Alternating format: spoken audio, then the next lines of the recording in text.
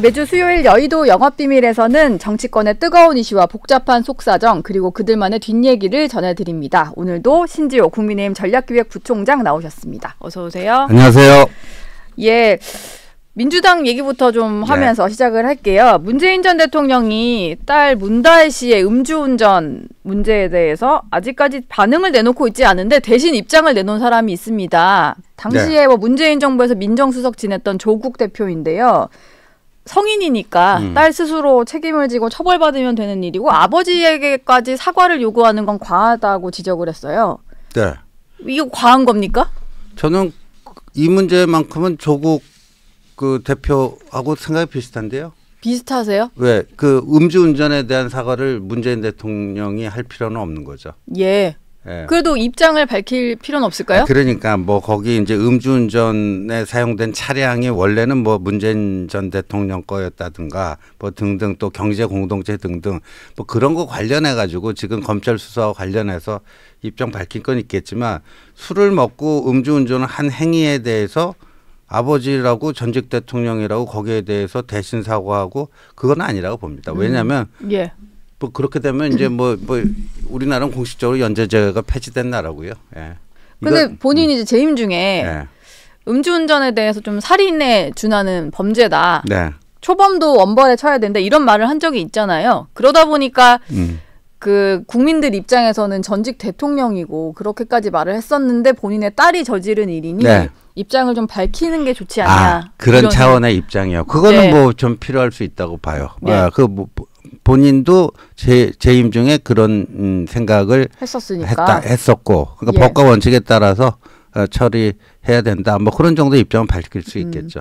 이번 음주운전과는 상관은 없기는 한데요. 이 차량이 문재인 전 대통령 소유였다가 딸 다혜 씨에게 양도된 것도 뭐 좀 드러났고 그리고 보니까 딸 다혜 씨가 소유한 이전 차량도 문 전 대통령이 가지고 있던 차량이고 뭐 이런 관계가 드러났어요. 근데 또 한 가지 좀 이게 언론에 보도되고 있는 것들은 차량의 압류 조치가 그동안 11차례 정도 두 가지 차로 이제 이어지면서 있었더라고요. 근데 보통은 이게 과태료를 내지 않거나 뭐 이런 걸로 취해지는 걸로 저도 알고 있는데 좀 통상적이라면은 이런 과태료를 내지 않아서 압류되는 일이 모든 사람이 흔한 일은 아닐 것 같거든요. 그렇죠. 근데 이렇게 압류 조치가 내려진 시점, 그러니까 과태료들을 미납한, 체납한 그 시점이 언제냐, 이게 또 나름 중요할 것 같아요. 문재인 전 대통령 재임 기간 중이었다 그러면 문제가 조금 더 심각해지는 거죠. 대통령의 딸로서 이런 것도 체납하고 이게 말이 되느냐. 그런데 이번에 이제 음주운전 그 뭐 CCTV를 통해서 이렇게 확인해 보면 문다혜 씨가 두 번째 술집인가 들어가서 뭐 자기가 갖고 있던 물건을 이렇게 던지면서 반말로 술 줘라. 그래가지고 이제 뭐 종업원의 어떤 주장이 나왔죠. 그래서 뭐 거부당해갖고 이제 나오는 그건데 약간 그러니까 이건 뭐 과태료 체납도 그렇고요. 약간 아나무인 뭐 이런 게 있는 거 아닌가 하는 뭐 추정은 해볼 수는 있을 것 같습니다. 그냥 일반 시민들이 봤을 때는 조금 의아하다. 뭐 행동이 좀 그러니까 좀 납득하지 않는 행동들이 좀 있었다. 경찰 조사가 좀 늦어지는 것 같기는 한데 뭐 조만간 이루어지겠죠, 이거는? 초동 조사 받았다고 하니까 이게 뭐 복잡한 사건도 아니고요. 너무 관심을 받고 있어서 좀 그런 거 아닌가 싶기도 하고요. 이재명 민주당 대표 같은 경우는 국정감사 기간입니다만 이제 관련 재판들이 있다 보니까 어제도 그 대장동 재판을 좀 받고 오고 이런 상황인데요. 대북 송금 사건으로도 좀 재판을 받고 있잖아요. 근데 다시 좀 배당을 해달라. 이화영 전 부지사에게 유죄를 선고한 재판부가 아니라 다른 재판부에게 재판을 받고 싶다. 이렇게 요청을 했는데 법원에서는 받아들이지 않은 것 같아요. 이거는 뭐 그러니까 만약에 이제 재판부가 정 문제가 있다면 두 가지 가능한 방법이 있거든요. 그러니까 재판부를 기피해야 되는데 기피 사유에는 해당이 없어요. 그러니까 재배당 요구를 한 것 같아요. 기피 신청을 할 수도 있는데 거기에는 뭐 해당되는 사유가 없기 때문에 재배당 한 것 같은데 이제 법원에서 안 받아들여진 거죠. 근데 이게 왜 그럼 재배당 그 요구를 했을까? 재판 지연 의도라고. 속이 훤히 다 들여다 보이는데. 어차피 받아들여지지 않을 가능성이 크지만 요구를 해서 이제 재판을 지연시키는 건가요? 아, 그런 거죠. 지금 예. 뭐 이제 대표적인 사건이 이제 간첩단 사건들 보면 뭐 재판부 기피 신청부터 해갖고 뭐 변호인 교체하고 뭐하고 해서 하여간 재판은 계속해서 지연시키는 거 아닙니까? 예. 예, 그래서 저는 이제 이화영 피고인한테 1심에서 9년 6개월 실형 내린 재판부니까 본인에게 불리한 판결을 내려질 거다 그것도 있겠지만 네. 근데 이 재판부는 이미 다 이 사건 한번 다 훑어봤잖아요. 그렇죠. 예. 속도가 빨라지겠죠. 예. 내용을 근데 다 아니까. 새로운 재판부로 만약에 배당이 된다면 제로 베이스에서 시작해야 되잖아요. 그 전에 기록도 다 봐야 될 거고 그럼요. 이게 뭐 수십만 페이지가 될 그렇죠. 텐데. 그러니까 이거는 제가 봤을 때 그냥 재판 지연 의도예요.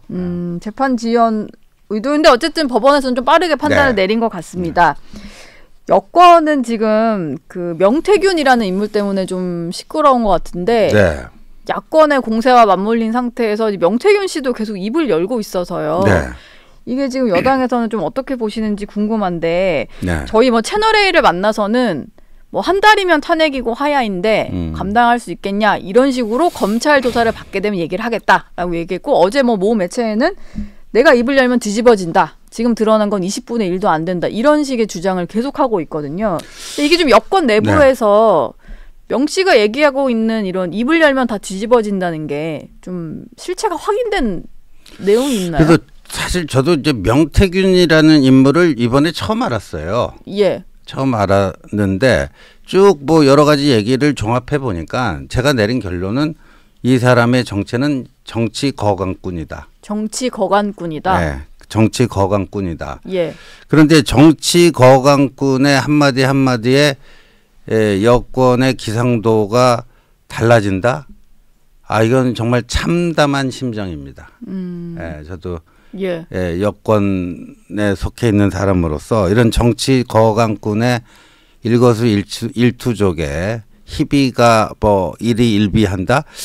이 참 참담한 심정입니다. 예. 참담한 심정이고. 네. 뭐 한동훈 대표도 SNS에 입장을 뭐 조금 올렸던 것 같기는 하던데요. 네. 예. 그렇죠. 그래서 어제 사실 저희 당의 김종혁 최고위원이 어제 아침에 그 어머님께서 별세를 하셔가지고요. 네, 모친상이 있으셨군요. 어제 제가 저녁에 갔었습니다. 네. 한동훈 대표도 오셔가지고 한 2시간 정도 있다가 이제 갔는데 그 자리에서 뭐 여러 사람들하고 이런저런 얘기를 하다 보니까 그래도 화제가 되는 게 명태균이라는 인물이었어요. 근데 뭐 한동훈 대표도 그렇고 저도 그렇고 명태균 씨를 만나본 적이 없거든요. 네. 근데 그 대화를 나눈 사람들 중에는 명태균 씨를 만나본 사람도 있었어요. 예. 그래서 궁금하잖아요. 어떤 인물이더냐. 만나보니까 어떻더냐. 네. 근데 이 두 가지로 확 갈리더라고요. 예. 한쪽은 예지력, 인사이트가 좀 있어 보이더라. 인사이트가 있어 보이더라. 예. 미래에 대한 예측 능력, 예지력, 뭐 인사이트가 좀 있어 보이더라. 이렇게 긍정 평가를 하는 부류가 있었고, 네. 난 만나서 조금 얘기해 보니까 사짜 냄새가 나더라.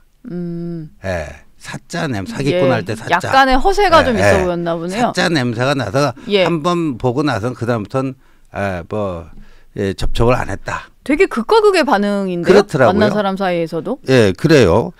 그래서 뭐 그런 극과 극의 반응이었는데 네. 지금 보니까요.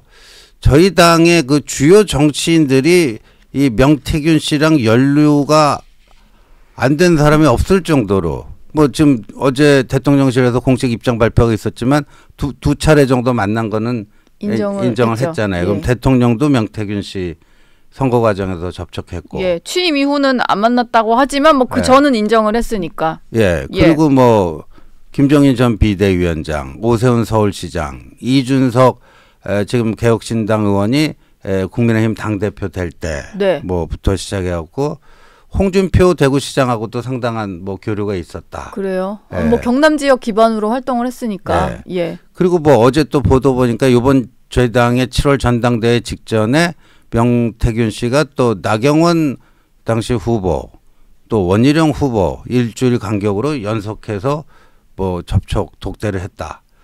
이번 전당대회까지 명태균 씨가 좀 보니까요. 활동을 했다 이거네요. 예, 저희 당의 뭐 이른바 빅샷이라고 하는 주요 정치인들이 다 보니까 명태균 씨와 뭐 많던 적던 뭐 관계가 있더라고요. 예. 근데 어제 얘기 속에서 한 가지 발견된 거는 유일하게 관계가 없는 사람이 딱 한 사람 있더라고요. 뭐 한동훈 대표요? 한동훈 대표. 한동훈 대표. 예. 근데 이게 지금 어디까지 미칠지가 여권 내에서도 좀 고심은 되실 것 같아요. 예. 뭐 내용을 알아야지 대응을 할 텐데 말만 나오는 상황이어서 지금 이 명색이 집권 여당이 이런 정치 거강꾼의 한마디에 뭐 이렇게 흔들릴 정도면요.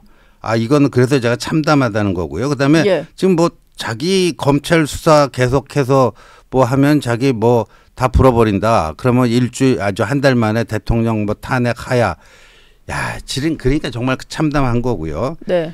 예, 그런데 여기 저 명태균 씨가 지금 그 수사받고 있는 사안은 제가 알기로는 무슨 대통령 부부 또는 뭐 당의 주요 인사하고 관계가 없는 거예요. 김영선 전 의원과 오갔던 이제 금전 때문인 거죠. 그렇죠. 예. 그건데 그걸 가지고 뭐 대통령 탄핵 운운하면서 뭐 한다는 게 저 사람 눈에 이 집권당이 얼마나 우습게 보였으면 이렇게까지 저렇게 막 함부로 막 말을 내뱉는지. 예. 예, 좀 정말 그런 심정입니다. 예, 뭐 지금 명태균 씨의 폭로도 있고 그리고 네. 김대남 전 행정관 관련해서는 녹취가 계속 공개가 되고 있습니다. 이게 앞서 공개된 녹취 중에서는 한동훈 국민의힘 대표가 네. 총선 당시에 그 충남 서천 화재 현장에서 대통령이랑 만났던 그 장면이 있잖아요. 네. 그 만남이 연출되기 전에 김건희 여사에게 뭐 사과했다. 사과를 했다는 표현을 뭐 무릎을 꿇었다 이런 식으로 표현을 했어요. 당에서 일단 공식적으로 뭐 그런 거 없다라고 말씀은 하셨는데 왜 이런 식의 좀 얘기를 했을까요? 글쎄요. 그거 뭐 김대남 씨가 왜 그랬는지 모르겠는데 본인이 부인했잖아요. 나중에 진짜 무릎 꿇었다는 게 아니고. 예. 뭐 지금은 뭐 다 발언에 대해서 좀 해명을 하고 있더라고요. 예, 해명을 하고 있는데 그러니까 뭐 왜 했는지는 제가 어떻게 알겠습니까? 예. 근데 뭐 그런 얘기도 있습니다. 대통령실에 십상시가 있고 김건희 여사 이 젊은 뭐 행정관들 얘기를 하는 것 같은데 김 여사가 이들을 쥐락펴락한다. 이런 식으로 또 주장한 녹취가 있더라고요. 이건 한 총선 즈음에 또 다른 매체와 통화를 한 내용인데 이게 지금 뭐 함부로 막 내용을 떠들고 이게 다 녹음이 돼서 녹취가 막 공개되고 이런 상황이 진짜 문제인 것 같거든요. 저도요. 이런 거 관련해 갖고 저도 들은 얘기 많거든요. 네. 풍문 같은 것들. 그렇죠. 근데 뭐 공식적인 자리에서는 절대 얘기할 수가 없고 또 기자들과의 사담에서도 굉장히 조심해야 될 대목인데 이거를 또 그 성향도 완전히 어떻게든지 이쪽을 파괴시키려고 하는 좌파 공작원이에요. 제가 봤을 때는 이명수 씨는 기자가 아니고 정상적인 기자가 아니고 좌파 공작원이에요. 그런 사람에게 이런 민감 정보랄까?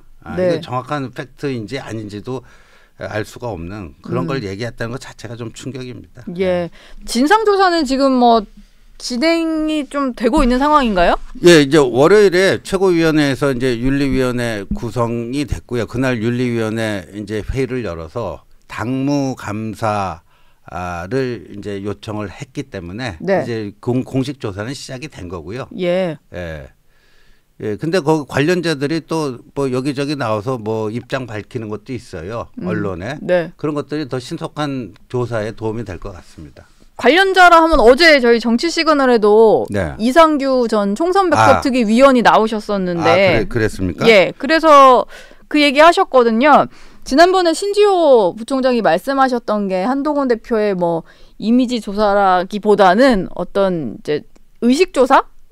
뭐 정치 인식 조사 이런 거였다라고 했는데 이상규 전 위원 같은 경우는 이미지 조사였고 결과가 안 좋아서 공표를 안 한 거다. 20대에서 뭐 한동훈 대표가 상당히 좀 안 좋게 나왔다. 뭐 이런 주장을 했어요. 그거는 이제 뭐 조사 과정은 다 밝혀질 거지만요. 제가 뭐 일일이 답할 문제는 아닌데 지금 뭐 우리 부장님께서 물어보시니까 여연 조사가 공표되는 적을 봤습니까?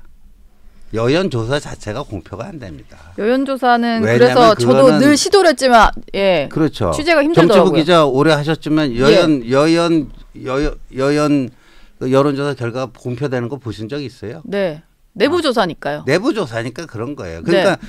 다른 거는 공표를 했는데 요거는 결과가 안 좋으니까 공표를 안 했대. 그거 말 자체가 성립이 안 됩니다. 그러니까 보니까 이제 이상규 이분이 당 생활한 지 얼마 안 돼 갖고 잘 몰라서 네. 그런 것 같아요. 그리고 이런 것들은 다 조사하면 예. 금방 이제 다 조사하면 나오고요. 다 나옵니까? 제가 뭐 이제 뭐 조사가 공식적으로 시작됐기 때문에 제가 뭐 조사에 영향을 미칠 수 있는 이런 발언은 가급적이면 저는 이런 언론 인터뷰에서는 이제 안 하려고 합니다. 근데 제가 하나 궁금한 건 있는 게 지난번에 여론조사 비용에 대해서 18억 정도 말씀을 주신 적이 있어요. 근데 이제 이상규 위원회 얘기도 그렇고 당에서 이제 선관위에 등록돼 있는 그 총선 때 당에서 했던 여론조사 비용은 70억이다. 그래서 그럼 70억과 18억의 차이는 너무 큰데 그걸 좀 설명해 달라. 뭐 이런 식으로 좀 얘기를 하셨거든요. 그거는 뭐 제가 그 이제 책임자가 아니니까요. 70억은 1년 동안 총 합계라고 들었고요. 총선 기간 내에 한 게 이제 18억이라고 들었고요. 거기서 차이가 있는 거군요. 문제의 그 뭐 이미지 조사라고 하는 거 한동훈 개인용 그거는 아닌데 그러니까 거기에 들어간 비용이 1,500만 원입니다. 그러니까 한동훈 대표와 관련된 조사가 18억이라는 게 아니라 1,500만 총선 원. 기간인 거고 딱 1회. 딱 1회 1,500만 원. 그게 답니다. 그리고 그건 개인 이미지 조사가 아니고. 예. 근데 어제 보니까 장동혁 최고위원 같은 경우는 뭐 이 김대남 씨의 어떤 녹취와 관련해서 그게 실제로 뭐 전당대회 과정에 TV 토론에 한 후보의 어떤 질의에 등장하기도 하잖아요. 서울의 소리의 어떤 보도 같은 것들이. 그렇죠. 그러다 보니까 원희룡 나경원 캠프도 좀 살펴봐야 된다 뭐 이런 취지로 말씀을 하셨어요. 조사 대상에 넣자 이런 얘기인 건가요? 그러니까 그거는요. 이제 저희 당에 아시겠지만 윤리위원회와 당무감사위원회는 그 위원장이 당적을 보유하지도 않습니다. 그만큼 독립적으로 뭔가 활동을 한다는 의미인데 공식적으로 그쪽의 활동이 시작됐는데 뭐 저희 같은 사람들이 당직을 갖고 있는 사람들이 뭐라고 자꾸만 얘기하면 거기에 영향을 미치려고 하는 것처럼 보여질 수밖에 없잖아요. 그래서 좀 말을 아끼겠다. 근데 장동혁 최고위원 이미 말씀을 해버리셔가지고 그 해석은 자유롭게 하면 될까요? 알겠습니다. 김건희 여사와 관련돼서 민주당은 국감 때 김건희 여사 이슈만 주로 할 것 같아요. 국감도 국감이고 어제는 김건희 여사 의혹 중에 일부를 따로 떼서 상설특검 수사 요구안을 제출을 했습니다. 보니까 지금 논란이 되고 있는 뭐 쟁점 이슈보다는 그냥 바로 좀 올릴 수 있는 것들, 뭐 삼부토검 뭐 이런 얘기도 들어가는 것 같고 그래요. 근데 이게 대통령 거부권을 행사할 수는 없다 보니까 그냥 발의를 해서 추진하면 그냥 되는 상황인 거잖아요, 이건. 뭐 근데 이것도요. 저희들이 이제까지 그 야당이 발의하는 특검법 반대한 이유 중에 하나가 사실상 선수가 심판을 선택하는 이런 특검을 누구로 할 것인가. 특검 선정에 있어서 선수인 그 민주당 이쪽 사람들이 사실상 심판 특검을 지명하는 뭐 이런 게 되기 때문에 이거는 안 맞다라고 하는 건데 이것도 똑같아요. 규칙을 국회 냈죠. 규칙을 바꿔서 국회 규칙을 바꿔갖고 여당의 그 특검 선정 과정에 들어올 수 있는 걸 없애버렸잖아요. 그래서 저희 당 출신 이제 대통령 중에 이제 김영삼 대통령이 계시는데 이분의 저기가 뭡니까? 대도무문. 큰 길 갈 때 무슨 문이 따로 있는 게 아니다. 큰 길이 있으면 당당하게 걸어가면 되지. 근데 정말 쫀쫀하게 일을 해요. 이 192석 그 거대 야권이 말이에요. 일을 할 때 보면 대도무문은커녕 정말 그냥 쫀쫀하게 일을 합니다. 이것도 꼼수 상설특검법 아닙니까? 꼼수 상설특검법. 꼼수지만 어쨌든 국민의힘에서 막으실 대책은 없는 상황이죠. 상설특검의 경우는. 그렇죠. 이거 국회 규칙 개정하는 거니까 이것도 본회의에서 자기들 의석수로 통과시키면 성립이 되는 거고. 이 그 개정된 국회 규칙에 입각해하고 상설특검법을 했을 때 대통령이 이제 이 거부권 행사를 못하게 되는 거 아니에요. 이건 근데 이제 특검 임명은 또 대통령이 둘 중에 하나는 하긴 해야 돼요. 야당이 추천한 2명 중에 1명을 대통령이 하도록 그렇게 돼 있잖아요. 네네.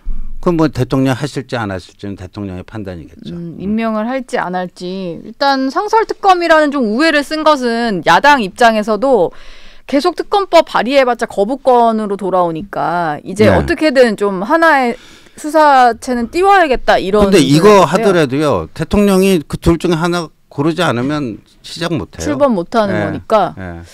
뭐 그것도 하나의 대책은 될 수 있겠다 싶은데 어제 신지호 부총장이 하신 말씀을 두고 또 의견이 분분한 네? 게 하나 있는데요. 뭐죠? 네. 김건희 여사의 그 주가 조작, 네. 도이치모터스 주가 조작 사건과 관련해서 검찰이 일단 고심 중이라고는 해요. 불기소 가닥인 것 같기도 하고 아마 이번 주 중에는 결론이 나지 않을까 싶은데 만약에 불기소가 되면은 특검을 더 이상 방어하기 어렵다 이런 말씀을 하셨어요. 그러니까 기소를 해야 된다 이겁니까? 예, 그거는 제 개인 생각이 아니고 법률가들 또 이렇게 뭐 이 정무적 판단을 잘하는 전략통들하고 제가 쭉 그 대화를 해봤더니 예. 뭐 한 사람도 뭐 다른 의견이 없었어요. 예. 다 일치, 100% 일치되는 게 검찰이 정무적인 판단을 한 거죠. 저희들은 네. 검찰이 기소할지 말지는 법과 원칙에 따라서 법리적으로 판단하는 거지. 네. 저희가 그러니까 검찰 보고 정무적 판단을 하라 말아라 그건 아니다. 그 요구하는 예. 게 아니에요. 그 예. 절대 오해가 있으면 안 됩니다. 네. 그럼 검찰이 알아서 할 일인데, 근데 이제 저희들 같은 정치하는 입장에서 보면은 검찰이 그냥 기소를 해버리면, 네. 그러면은 그 이후에 그 야당의 특검 공세에 대해서도 네. 아니 니들 맨날 저 윤석열 검찰이 뭐다 정권의 주구다 뭐다 하는데 아니 저기 대통령 영부인을 기소하지 않았느냐. 그래서 이제 재판 받게 됐는데 그 무슨 특검을 또 하자고 그러냐. 예. 이렇게 하면서 그 방어할 수 있는 명분과 논리가 생기고. 그런데 만약에 기소를 안 해버린다. 근데 지금 보니까 어제 뭐 채널A 보도를 보니까 수사심의위원회도 개최하지 않을 것 같다 그러잖아요. 예. 그럼 수심위도 개최하지 않은 상태에서 후다닥닥 불기소 처분을 해버린다? 그러면 국민 여론이 어떻게 될까요? 비슷한 처지의 손모 씨는 2심에서 유죄 판결을 받았는데, 예. 근데 김건희 여사는 그냥 재판에 회부하지도 않고 그냥 무혐의 불기소 처분을 한다. 여론이 안 좋아질 가능성이 대단히 높죠. 예. 어쨌든 있는 절차는 수사심의위도 있으니까 네. 그런 거를 좀 거치든지 예. 성급한 결론은 내면 안 된다 이런 생각이신가 봐요. 그렇죠. 그리고 저희들은 솔직히 말씀드려서 다음 주에 16일에 재보궐선거가 있잖아요. 예. 그 요번 주에 처리를 하면요. 네. 저희 같은 사람들은 걱정을 안 되겠습니까? 요번 주에 수심위를 거치도 않고 무혐의 처리를 해버린다. 예. 근데 다음 주에 재보궐선거가 있다. 네. 저희 같은 사람들이 당연히 걱정하겠습니까? 안 하겠습니까? 선거가 임박을 했네. 일주일 앞으로 다가왔네요. 마지막으로 하나 여쭤볼게요. 한동훈 대표가 말한 행동할 때가 됐다는 것의 의미는 뭔가요? 어떤 행동을 말씀을 하시는 건지. 지금 굉장히 저희 그 여당을 둘러싸고 있는 환경이 엄중하고 네. 그리고 뭔가 이제 결단을 내릴 수밖에 없는 순간이 다가오고 있다. 그리고 뭐 신중하게 여러 가지 그 검토를 하고 있습니다. 김건희 여사와 관련된 그래서 일단 검찰이 거죠? 예. 어떤 식의 처분을 내리는가를 저희가 지켜봐야 되고요. 예. 그 결과에 따라서 또 저희가 어떻게 대응해야 될지 가 또 달라지지 않겠습니까? 예. 그걸 보면서 해야 되는데 저희의 최종적인 목표는 뭐냐? 저희의 마지노선은 저 이조 세력의 무대원 대통령 탄핵 이것만큼 반드시 막아야 된다. 네. 이것만큼 반드시 막아야 되는데 예. 그걸 위해서 제일 약한 고리라고 집중 공세를 하는 김 여사 문제를 어떻게 지혜롭게 처리를 하는 것이 마지노선인 대통령 탄핵 저지에 좀 더 효과적일 것인가, 좀 더 플러스가 될 것인가 이런 네. 전략적 관점에서 여러 고민을 하고 있습니다. 그러면은 조만간 그 검찰의 어떤 결론 같은 것들을 본 이후에 네.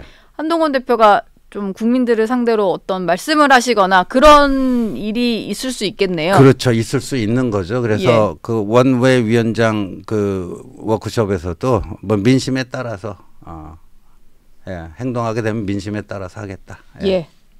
네. 알겠습니다. 신주호 국민의힘 전략기획부총장 얘기는 여기서 마무리하겠습니다. 고맙습니다. 네, 고맙습니다.